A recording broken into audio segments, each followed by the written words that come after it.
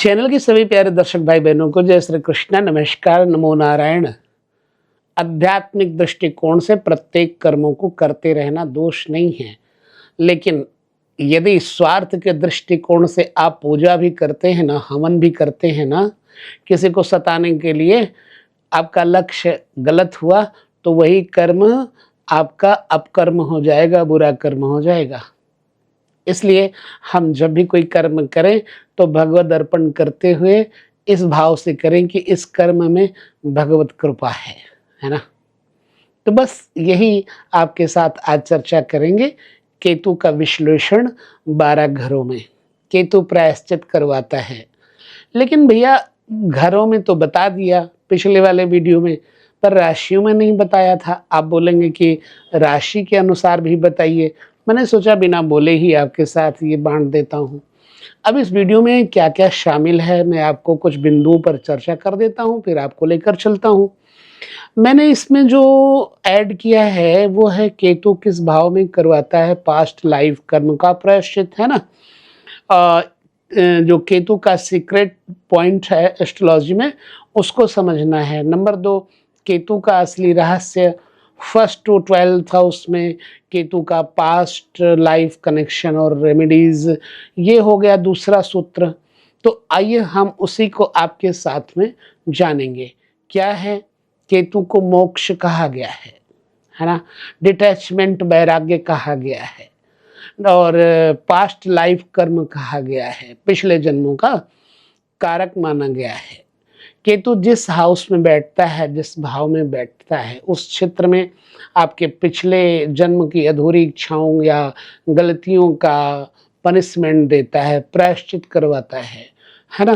तो आज के इस डिटेल्ड वीडियो में जो है ना, डिटेल में हम समझेंगे राशियों के अनुसार। मान लो केतु 1st हाउस में बैठा है तो वो किस राशि में बैठ करके आपको क्या फल देगा ये देखना है। फिर राशियां जो होती हैं वो 4 तत्वों की होती हैं, जैसे अग्नि, पृथ्वी, वायु, जल।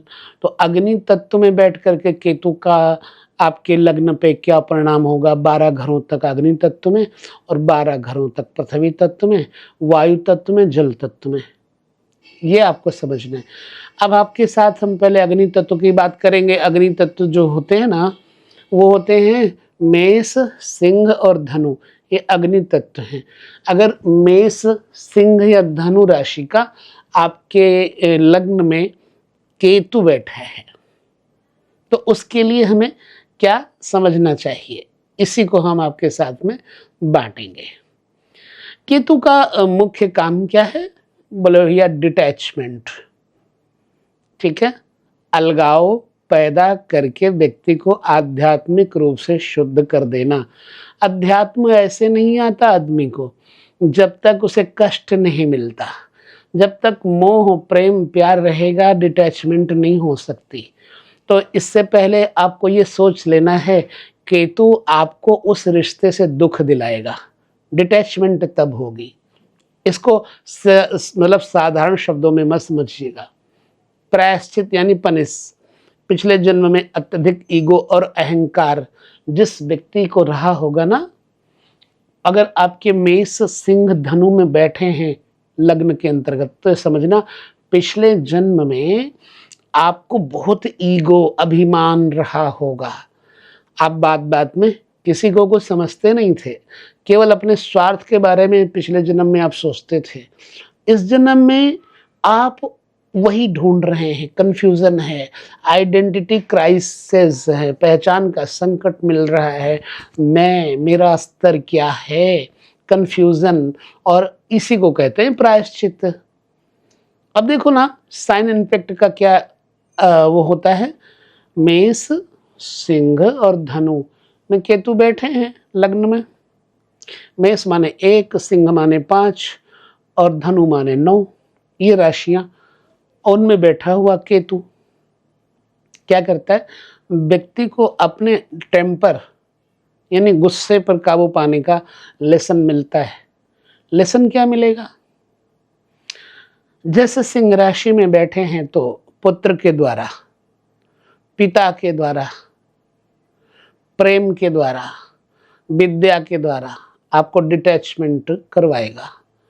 मेष राशि में बैठे हैं केतु, तो आपके भाई बंधुओं के द्वारा, आपके मित्रों के द्वारा आपको बहुत गुस्सा पिछले जन्म में आता था। समझो आपके ऊपर उनका ऋण है, आपको उनका ऋण उतारना है, तो ये निशानी हो गई। धनु राशि में बैठे हैं केतु, लग्नस्थ बैठा हुआ है, तो आप धर्म को पिछले जन्म में नहीं मानते थे, अब आपको मानना पड़ रहा होगा।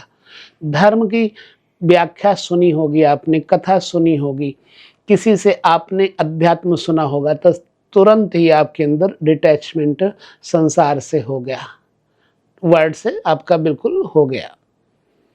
तो केतु अगर अग्नि तत्व में है तो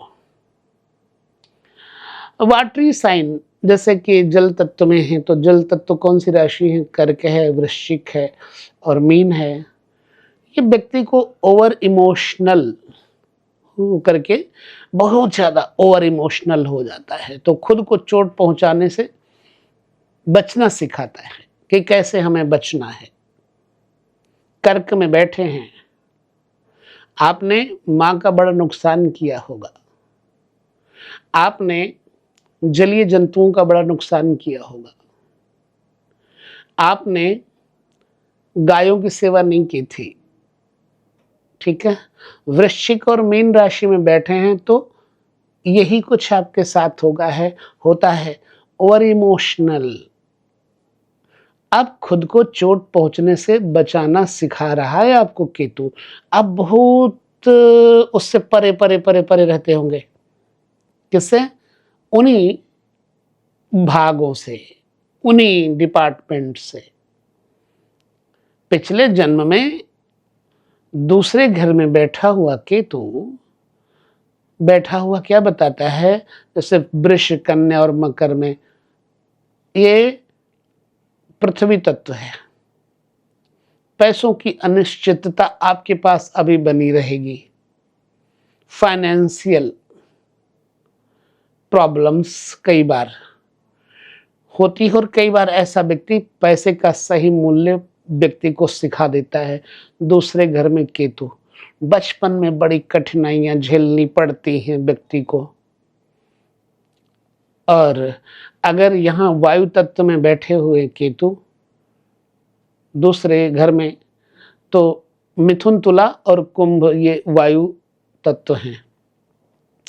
क्या होता है? पारिवारिक संबंध, जो फैमिली रिलेशंस होते हैं, उनमें गलत फहमियाँ पैदा करवाता है। अगर मिथुन, तुला, कुंभ में दूसरे घर में बैठा है केतु, तो गलत फहमियाँ देकर वाणी पर नियंत्रण करवाने के लिए बोलेगा कि चुप रहो, तब तो आपको घर में शांति मिलेगी, नहीं आपके घर वाले आपके दुश्मन हो जाएंगे। भाव कहने का समझिएगा, गहरे डीप में जाकर के आपको सोचना है।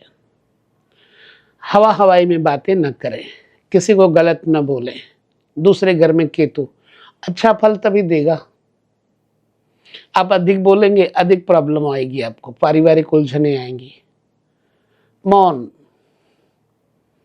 थर्ड हाउस में केतु बैठा है, साइन इम्पैक्ट पहले देख लो। तो वो आपको मैंने पहले बता दिया, छोटे भाई बहनों से, जिसको सिविलिंग कहते हैं, उनके साथ छल करना या झूठा प्रचार का प्रायश्चित आपको करना पड़ गया, मिसकम्युनिकेशन करना।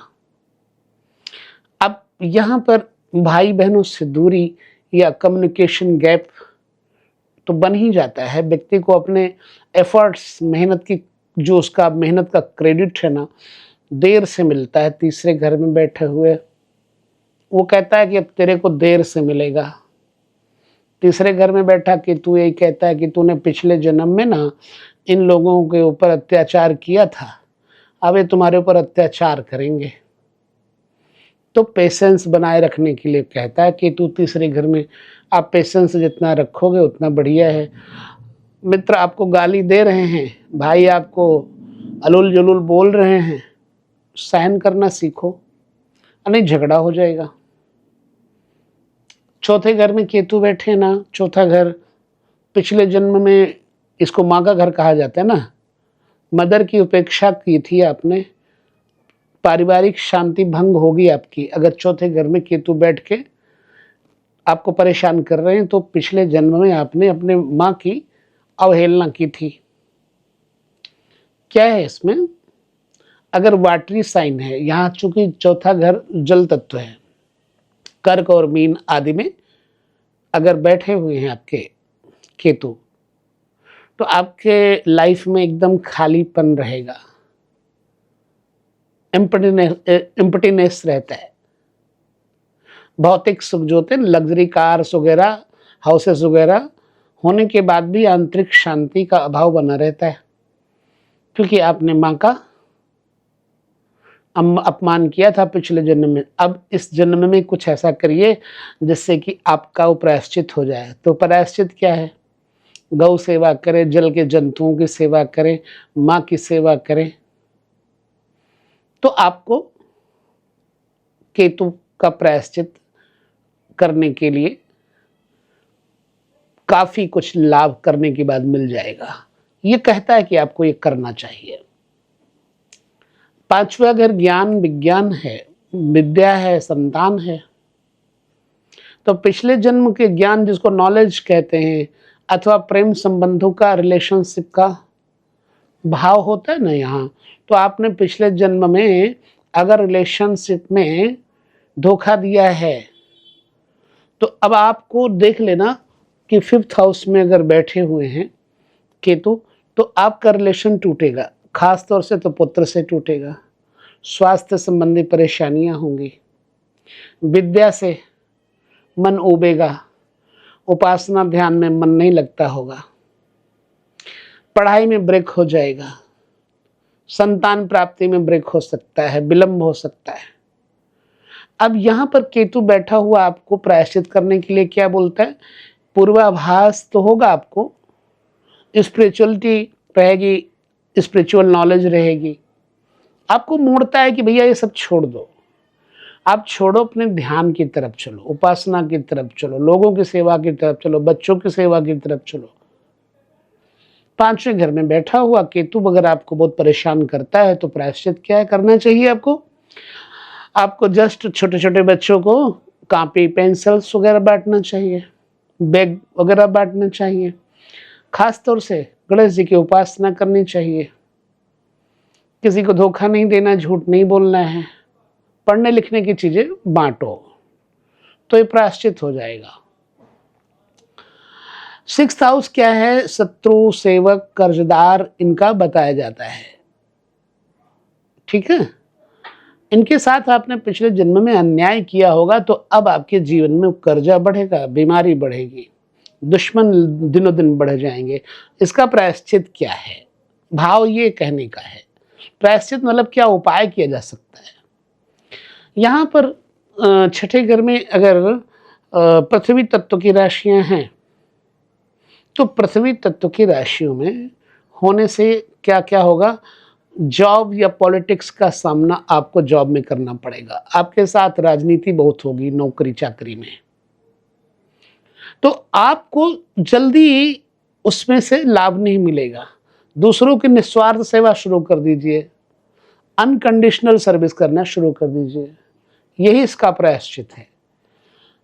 6ठा घर जो कीड़े मकोड़े होते हैं ना, उनको कुछ खिलाने पिलाने से, अगर 6ठे घर में बैठा केतु आपको कुप्रभावित कर रहा है तो कीड़े मकोड़ों की सेवा करें, जल में रहने वाले जंतुओं की, कछुओं की, मछलियों को कुछ खिलाते पिलाते रहें, है ना। और छोटे छोटे जो सेवक भाव हैं, जैसे नौकर सर्वेंट हैं, उनको कुछ देते रहिए, और साथ में जो श्रमिक हैं, मजदूर हैं, उनको कभी अपमान ना करके कुछ ना कुछ देना शुरू करिए, जैसे कलरफुल चीजें, मल्टी कलर वाली चीजें दीजिए, तो प्रायश्चित हो जाएगा। 7th हाउस में केतु बैठा हुआ कहता है अपने पिछले जन्म में अत्याचार किया था। अगर आपको जीवन साथी का सुख नहीं मिल रहा है तो आप उसका प्रायश्चित क्या करें? पिछले जन्म में जीवन साथी जो स्पाउस है या बिजनेस पार्टनर है, उसको आपने धोखा दिया था, अब इस जन्म में वो आपको तकलीफ दे रहा है, तो इसके लिए हमें क्या करना चाहिए? अगर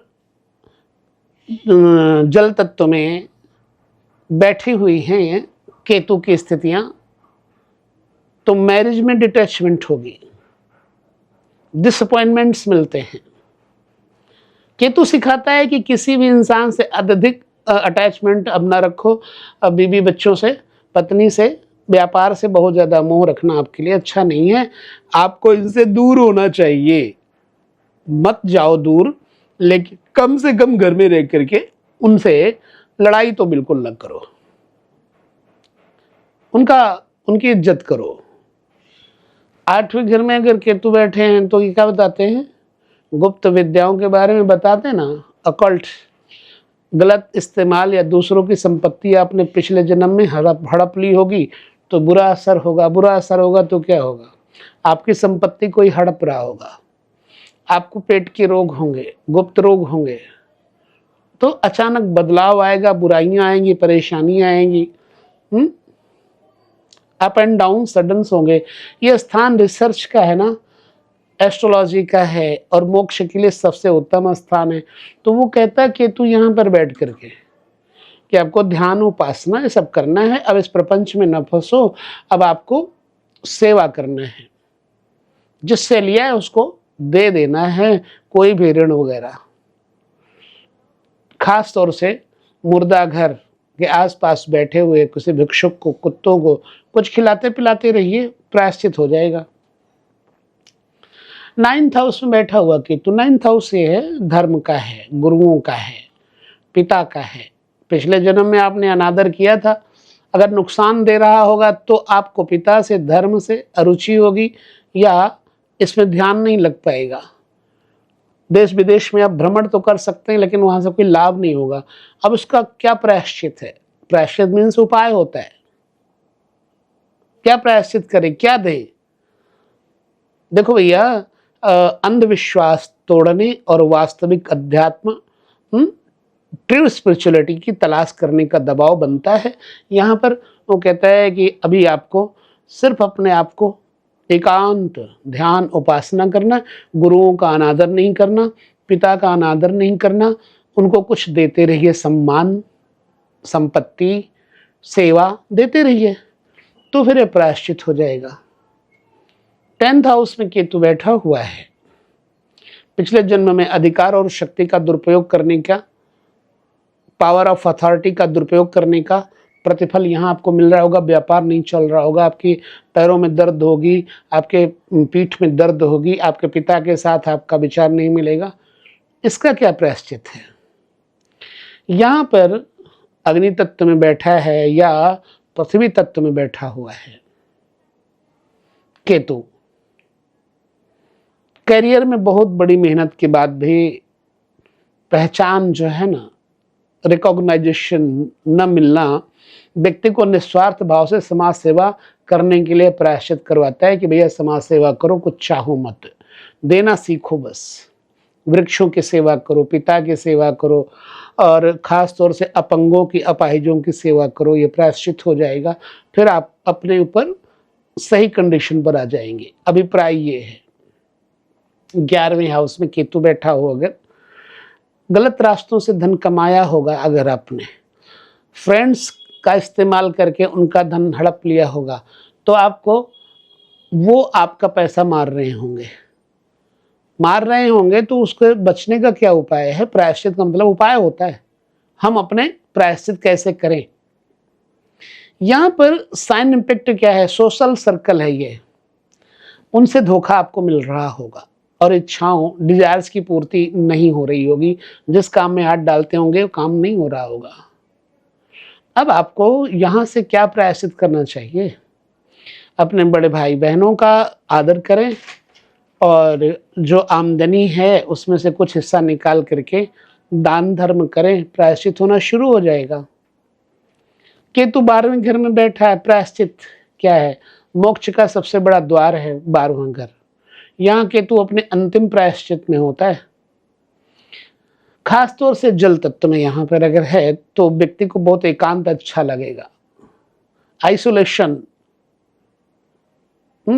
अच्छा, उसमें बैठ करके मेडिटेशन, और चैरिटी की तरफ इस व्यक्ति को ले जाता है। तो कहता है आप यहाँ सेवा करो, धर्म करो, आपका प्रायश्चित हो जाएगा और आपको मोक्ष मिल जाएगा। तो इनका सबसे बड़ा उपाय जो होता है वो मैंने बताया साथ साथ में, लेकिन अब विशेष तो सुन लीजिए। श्वान अथवा कुत्ता, डॉग सर्विस करो, आवारा कुत्तों को मीठी रोटी या बिस्किट खिलाते रहो तो केतु का प्रायश्चित हो जाएगा। गणेश पूजन करते रहो, भगवान गणेश का नियमित उपासना के द्वारा सम्मान प्रसन्नता का प्रयास करो, जितने नेगेटिव इफेक्ट्स हैं उनको शांत कर देगा। डोनेशन, दान किस चीज का?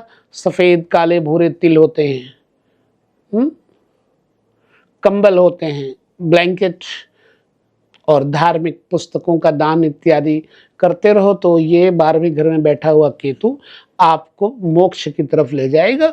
ये प्रायश्चित करने से आपको फल होगा। तो मेरा जो अभिप्राय था ये केतु का 12 घरों तक, वो यही था कि क्या प्रायश्चित मांगते हैं, ये कैसे ठीक कर सकते हैं आप इसे, तो वो मैंने आपके साथ बांटा। अब वीडियो में फिर से मैं मिलूंगा आपके साथ।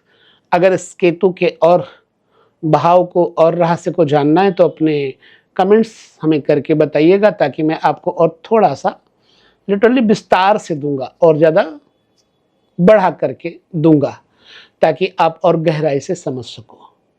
समय थोड़ा था, आज मैंने इस वीडियो में आपको इतने शॉर्ट्स की तरह ही बात की है आपसे। बाकी आपकी पसंद और नापसंद पर निर्भर करता है। लाइक शेयर करिएगा और वीडियो अच्छी लगे हो तो बांट भी दीजिएगा, सब्सक्राइब कर लीजिएगा चैनल को, है ना। आपके काम की चीज़ें इसमें मिलेंगी। विदा लेते हैं, फिर से मिलेंगे। सब लोग प्रसन्न रहें, ईश्वर का अपने अंदर में स्मरण करते हुए रस लें, श्रम सेवा सहयोग साधना सूत्र अपनाएं, बस आप अपने लक्ष्य की तरफ पहुंच जाएंगे। सबसे बड़ा प्रायश्चित है। नमस्कार, जय श्री कृष्ण।